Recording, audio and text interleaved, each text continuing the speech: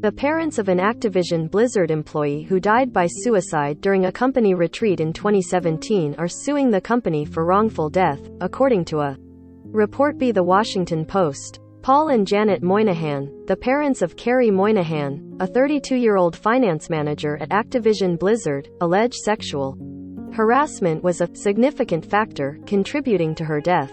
Investigators ruled Moynihan's death a suicide after she was found dead in a hotel room at Disney Grand Californian Hotel. The suit claims Activision Blizzard permitted a work environment in which sexual harassment was pervasive. As noted by the Post, Moynihan was anonymously referenced in the lawsuit filed by California's Department of Fair Employment and Housing, DFEH, last July, which sued Activision Blizzard for allegedly fostering a toxic culture of constant sexual harassment. The DFEH's complaint claims her male coworkers passed around a photo of her vagina at a holiday party before her death.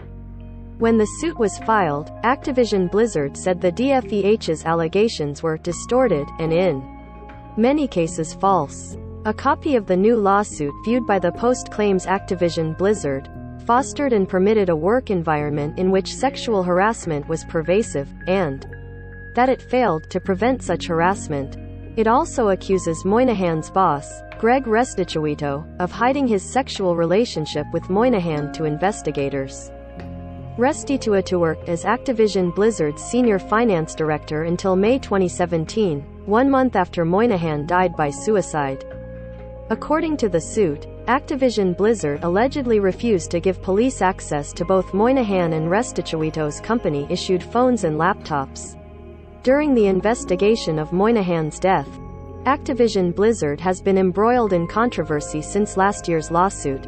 Months after employees staged a walkout to protest workplace discrimination, the Wall Street Journal dropped a bombshell report alleging Activision Blizzard CEO Bobby Kotick has been aware of rampant sexual misconduct at the company.